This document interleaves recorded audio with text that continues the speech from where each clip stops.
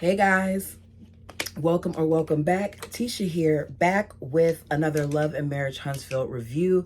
I gotta be honest, the way that they took time off, then came back for one episode, then took another week off, now they're back again, and then we see that we're not even done with the season, that there's a lot more going on. I kind of got annoyed because they're dragging this thing out. Trisha is a hypocrite.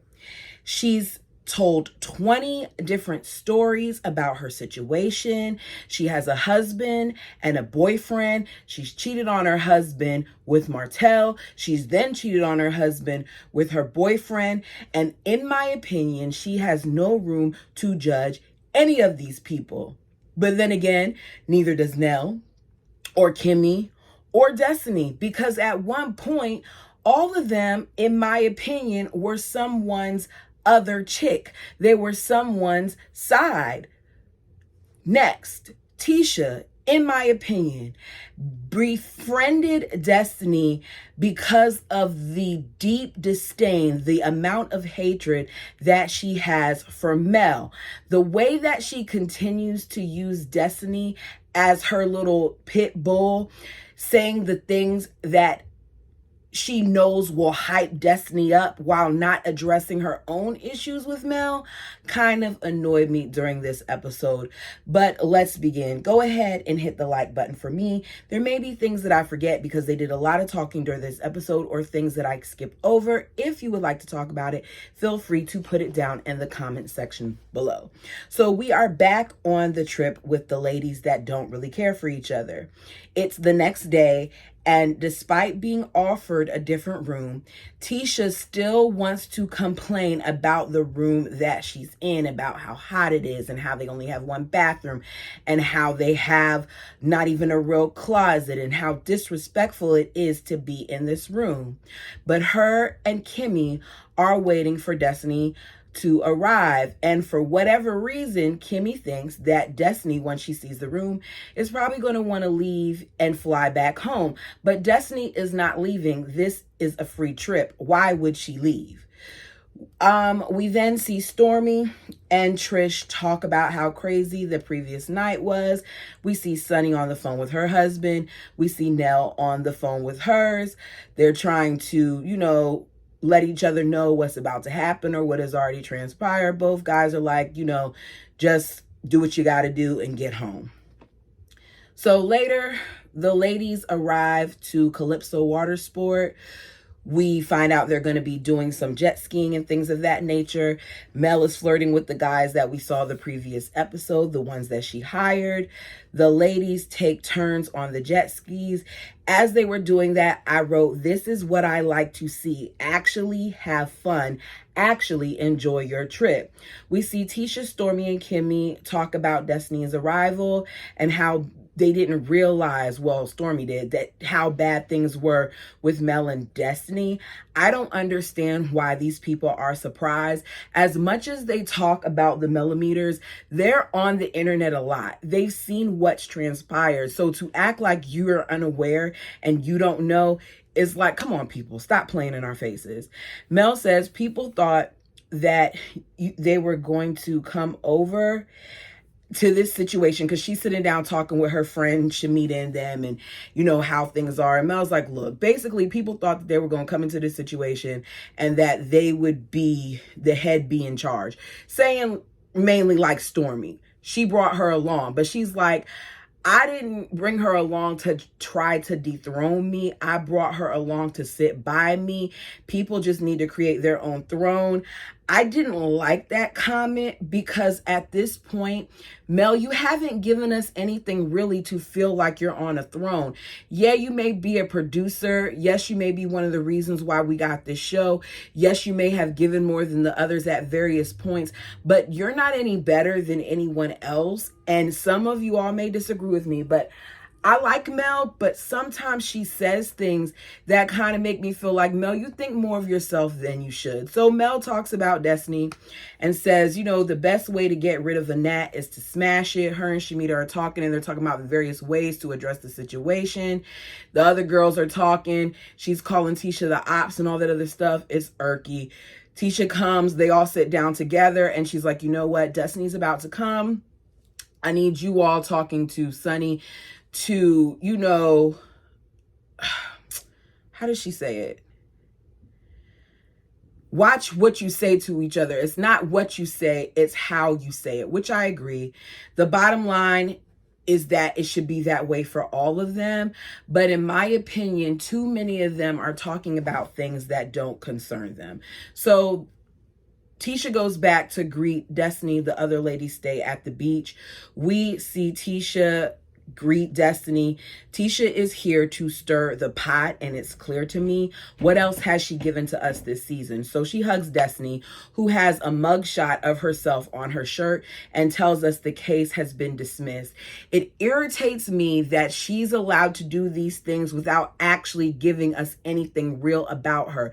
Destiny was only allowed back on this show because of the situation with Sunny and Moses. Destiny has nothing else to give because we don't care about candles, and we don't care about the store that she no longer has, that she hasn't been open and honest about that thing. Like, talk about stuff that matters instead of wasting 15 episodes, or how many episodes, I don't know how many episodes we're in, but however many episodes we're in at this point, talking about this stuff with Moses that we don't care about. Tisha then warns Destiny that there are some people, or there's a person that she doesn't like that's there. I don't really feel like Destiny should have been invited to the trip in the first place. Her and Mel don't like each other. Mel supposedly is the one sponsoring this trip. So why would you invite her to a trip that Mel planned when you know they don't like one another? Tisha is messy. She tells her to be prepared because Sunny is there. Then she tells her about Mel saying that she doesn't know if Destiny did or didn't try anything with Martell. Tisha, I see you. Because why did you pick this moment to tell Destiny about that when you could have told her weeks ago? It's like you're trying to just give her a little bit here and a little bit there. Let me feed you this and feed you that. So by the time you get into Mel's face, that you can explode. She is seen her multiple times. And even though she's seen her multiple times since then, she hasn't said this. You wait until now to say it. Cunning. Destiny then insinuates that she could have slept with both Martell and Mel if she wanted to. You cannot say things like that without putting context behind it. And I think it's dangerous. And I don't like the way that they do these things when they're not around each other. People seem to get confused with, the things that come out their mouth. Me personally, if I were in that situation, at this point, I would have already been off the show because these people get on my nerves. She said she's a friend with Martell to this day because she's probably the only one who hasn't slept with him, and she's going to address it. Destiny tells Tisha she's going to address it, and I'm going to clean it up with her, which Tisha loves hearing that. She then shows her the room, and she's complaining about the various parts of the room because she wants more of a reaction out of Destiny. But Destiny, even though she seemed a little bit bothered, called it the quarters and all that other stuff, didn't seem as upset about it as Tisha was. She then asks Destiny, if she'll be okay with having a conversation with Mel. Destiny says, look, I can talk. It's not that bad. I can walk with her. And I can walk with you and walk around her. Something that she said. They would have been fine, honestly, at dinner if Tisha didn't try to stir the pot and continue to make them talk. So it's dinner time. We're not going to be here long. I'm already at dinner time. The ladies arrive to dinner, with Tisha and Destiny arriving last and together. As she enters, you can feel a shift. Destiny claims that despite the information that she was hit with by Tisha, she's coming in peace. She walks in and Kimmy says, if dinner goes well, then the rest of the trip will go well. If it doesn't go well, then the rest of the trip is going to be trash. When she walks in the room, as I said, energy shifts. Mel says to us that she hasn't talked to or seen Destiny in years. If you haven't talked to her or seen her in years, if you've later told this to them, there's no need for them to address anything, but that's not what they do here. So they start having little conversations. They make small talk about the jet skis and texting the guys and things of that nature. And then the subject of marriage comes up. And she's asked by her friend if she misses being married, and she says no, she doesn't. Now, I don't know if that's true because I've never been married. Maybe what she meant to say is that she misses Martell, but because of the things that transpired in her marriage, it does not seem that at this current time Mel has a desire to be married again. They go around the table talking about how long it took for them to get married, and it gets to Trish. And Trish, as usual, struggles with whether she's married or not, and the timeline and all those other things. And as she's talking, Shanita's like, wait a second. Shanita is like, wait a second. Answer me this. Like, how are you throwing rocks talking about one situation when you have your own? Which I agree with, because she does have her own. Because she had a lot to say about Sonny and Destiny and how that was wrong when Sonny didn't do what Trisha herself is doing. Trisha starts talking and she's a little loud, and Mel's friend is like, oh, so you rah-rah today. You weren't like that yesterday, which I don't feel like she was. And Stormy is like, she's not rah-rah, she's just passing it. She said, y'all pick and choose what's a problem, which is true. She says, we were separated for 5 years. Then she started dating. She says that she's still married either way, and it's wrong. Here's the thing. To each his own on that. There are people who will say it's wrong, and then there are people who will say that it's not. I personally don't want to deal with a married man, whether they're separated or married, soon to be divorced. Don't talk to me until you get that divorce. I stopped talking to a really nice guy, really nice guy, because he had been separated for a year and he had not got divorced yet. There's no need for us to continue. We went on a couple of dates, and when I found out that what I thought was a divorce was not, I exited stage left. This was many years ago. And I did that for a reason, because it's messy and because it causes unnecessary problems to enter your situation. In my opinion, if you're going to start something, finish the other thing first before you start something else. If it's meant to be, it will be. If they felt like Mel doing it, because this was one of the things that came up with Mel and them at the Houston trip. If they felt like Mel doing it was wrong, that Mel talking to other guys while being separated from Martell was wrong, that her doing that even though she was cheated on was wrong, then bring the same energy with this situation to Trisha. Right is right, wrong is wrong. Pick what it is. But Trisha tells a different story every time she talks about that man. So in my opinion, Trisha should just shut up. Shanita then lets Destiny know that she heard the story from Sonny about the situation, and based on what Sonny told her, she took Sonny's side. So she wants to hear what Destiny has to say. Now, Shanita said a whole bunch, and sometimes she gets on my nerves, but I appreciated the fact that she said that part, because that part got them to talking. Destiny says, I knew Shanita decades ago when we used to work together, and I see that she's talkative as usual. Destiny says that the interpretation of friendship with them is different. Basically, she thought that they had a friendship. It went as far as Sonny saying things to her like, I love you, sis. Shanita hears that and she's like, wait a minute. You said you love her, but you said y'all aren't friends. And she says, I mean, yeah, she would say, I love you. And I would say, I love you back. I say it back. Shanita's like, if I don't love somebody, I'm not saying it. I'm not going to say it back. We then find out that after the show was over, then Sonny was supposedly Destiny's manager for her music. And I'm listening to this and I'm like, you know what? I finally got to take a stand. I don't like Destiny. I don't. But in this situation, when it comes to her and Sonny, I'm team Destiny. I can't believe I'm saying it. I was in the middle for a little bit. Oh yeah, they both were wrong. Why are you giving her so much heat? I'm team Destiny for this. Now, I feel like she's dragging it. I feel like we don't still need to keep talking about it, because what's done is done. And if you've moved on, why are we still talking about it? But I am team Destiny for that, because we find out that they broke up in August. And Sonny and Moses got married in December. He sent her money, Destiny money, in September. Sunny says she knows, and he sent it because she needed it. She needed money. She needed help, meaning her funds were jacked up. It took 90 days for her, from the time they dated to the time that they got married, to get married. Destiny then starts reading out text messages that were from August, where he's saying, "Good morning, baby. Good morning, love. Hey, baby." And as she's reading it, I said, this is messy. Stormy is now looking at Sunny like she's the problem, but they're both the problem. Mel says, "Can I ask you a question? When did y'all get married?" And Sunny says December 9th. So Mel's like, okay, that means y'all started dating around September 9th. Destiny, when was your last text that said, "Hey, baby"? And Destiny says, we were texting up until October. Nothing else at that point needed to be said. Sunny says she knew he was dating multiple people, that in her eyes, you are free to do that until you are married. Now, Sunny, you are full of crap. Because there's no way that Sunny really believes that. Because she did seem bothered as she was hearing stuff. Sunny is one of those people who is going to stand by her man, as she should to a certain point.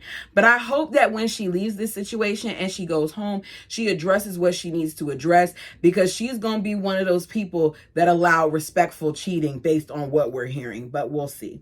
She didn't tell Destiny, she then tells Destiny, look, I didn't consider you my friend.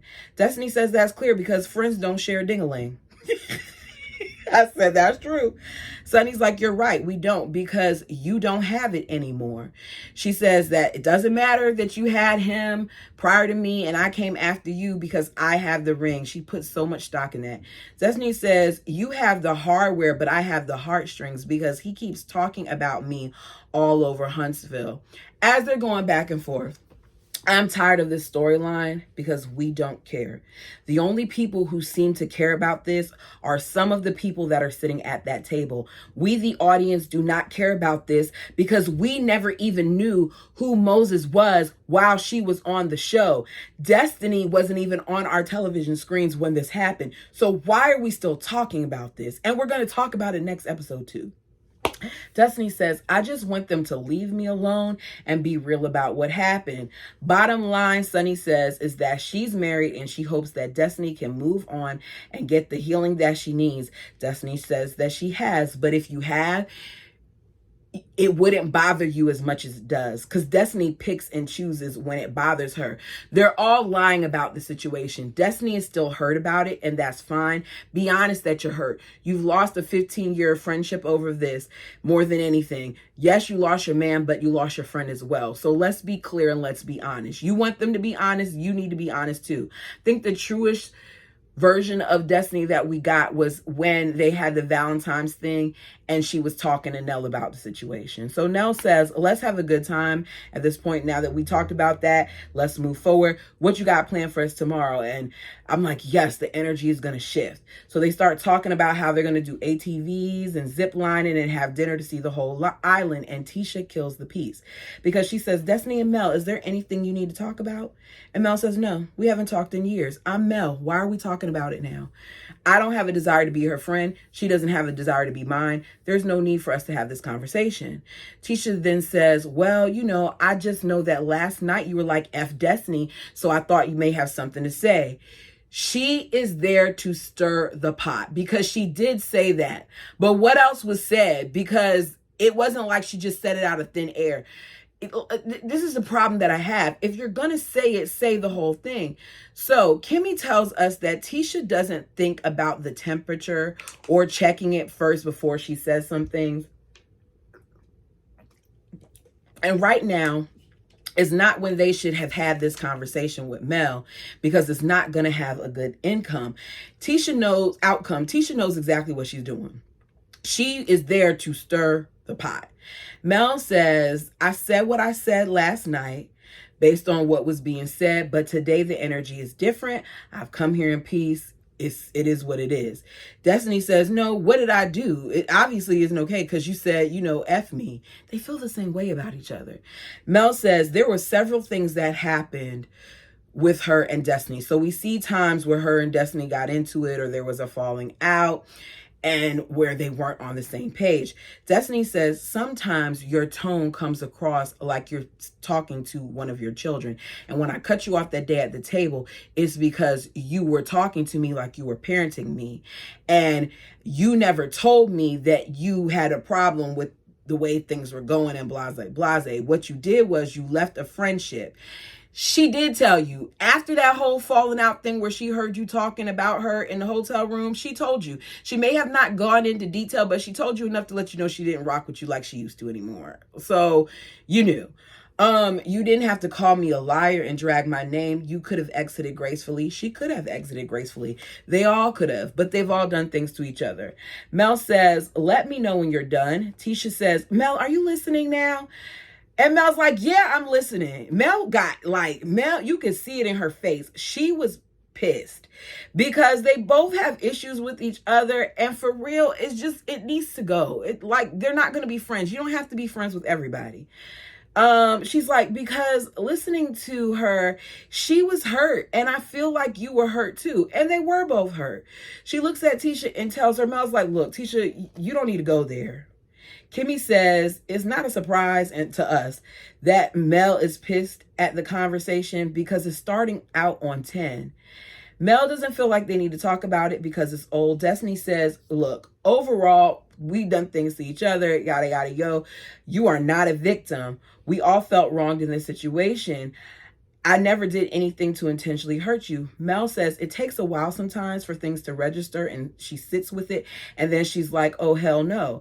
I had an ex who was putting me through hell. I'm on the phone talking with you about it. He calls and you get off the phone with me and then get on the phone with him. He is her friend first, Mel. And that's the problem that I think Mel made. I think Mel thought more of Destiny than Destiny thought of her. You can't think that, because Destiny to me, if you want to be in the middle and not take sides, then be in the middle and don't take sides. At one point, I felt like she was calling him out on things, but then hearing a little bit more, I don't really know how I feel about the situation. She says, you hang with his mistress. You then post my children with his mistress on the page. She's like, Destiny's like, I was over there for his birthday and the girl was over there. What do you want me to do? You didn't have to post it. Destiny's trying to act like she didn't know that Mel would see that, or she didn't think that would be a problem, but that is a dig. You can act oblivious if you want to, Destiny, but you know that Mel is on the internet and she sees certain things despite Mel trying to act like she doesn't. She says it took her 3 years to be in a space with her, that they got a 3-year-old together. She says you and her were talking on the phone all the time like you were friends. You were trying to teach her how to respectfully cheat. And I said, oh my goodness, here we go. If you listen to interviews that Mel has done, Mel has admitted to talking to her on the phone, but I don't think it was to have her respectfully cheat. And because production is messy, and because Carlos doesn't really care for Mel at this point, and Mel isn't really promoting the show and all those other things, they showed the clip from season 1 where she was talking about respectfully cheating, but I don't think that they used it for the right context, because the things that she was saying in season 1 would make you feel like this is true. But if I remember correctly, she was talking about respectfully cheating, particularly because of a situation that was going on with a friend and a husband. Mel was aware that she was cheated on before by Martell. Yes, she said it on interviews on YouTube. He then cheated with the same girl before they got on the show. She found out, left, was pregnant, came back, whatever. Like, she went back and forth with him for a little bit. Doesn't have anything to do with being respectfully cheating. She thought that he stopped at one point, and apparently he didn't. Then he cheated with the girl again. Mel talks to her on the phone like I myself have done when I wanted to know what was going on, and I was real calm, cool, and collected because I needed to know what I needed to know. I needed to have facts so that when he came home and he saw all his things nicely packed up, along with requests for my key and whatever else, and however we gonna separate this situation and whatever we're gonna do, I was ready. I had all my documentation, all my facts and my notes, all of that stuff so that I could present it. Mel was doing the same thing. She was getting the info that she needed to get. So is some part of that true? Yes, but I don't think it had anything to do with respectful cheating. But she watches the show enough and she talks to Martell enough that it's gonna fly. You all tell me down below what you think. Do you think that she was trying to teach Arion how to respectfully cheat? She says you text the girl to tell me when Martell is over there. Mel says, if that was true, if I taught him how to respectfully cheat, then I would still be with him. She wouldn't have been hurt if it was okay. I wouldn't have been crying. I wouldn't have been trouble eating. I would have been crying on your shoulder if it was okay. She says, who fed you that, Martell? Because he's the only person who says things like that. He's the only person who said we're friends. And he has said that. She said, I told you when you were on the phone with her, why are you on the phone with this girl? Let's all black out and go and whip her A. You were on the phone and you were talking to her saying, tell me when he gets there. And Mel's like, yeah, I was saying that so I could catch him cheating. Is that what you're talking about? Me saying that to her so I can catch him cheating? Destiny says I wouldn't talk to her. And she's like, okay, and that's you. I'm getting information about him cheating. And she's like, that's not what it seems like to me. To me, it seems like you're telling you're teaching her and him how to cheat. Destiny says to us, that's how I perceived it. In her confessional, she says, that's how I perceived it because it was odd to me. Perception doesn't equal truth, though. You can perceive it in whatever way you want to. Doesn't mean that that's the case because you would go black out and go fight the girl and she didn't. Doesn't make what Mel is saying any different. Do I think that Mel was protecting him? Yes. Do I think that Mel was worried about her image? Yes. Do I think that Mel would still be with him if it had not been for the show? No. Not after all that's transpired. I think that Mel going back to him after the first time cheating while being on the show was the final straw. That was the last chance. And we saw what happened during the pandemic with him not even being able to be faithful. And since then, she has not gone back. So there's that. She did know he was cheating back in the day, and Destiny says that. Destiny says it went, Destiny, in my opinion, says that, you know, she just feels that that's what it is, and you're not going to lie to my face and all the other stuff, and she's standing up at the table, and then her friend stands up, and that's how it ends with it being continued. I think that Destiny is too invested in that situation, and you talking about how you wouldn't do this and you wouldn't do that, but you sprayed her throughout this entire season and before you left. And initially, when she came back on, the little bit of times that we've seen Mel, she hasn't been talking about you that much. I could be wrong. You all tell me what you think. This actually was longer than I thought it would be. Until next time.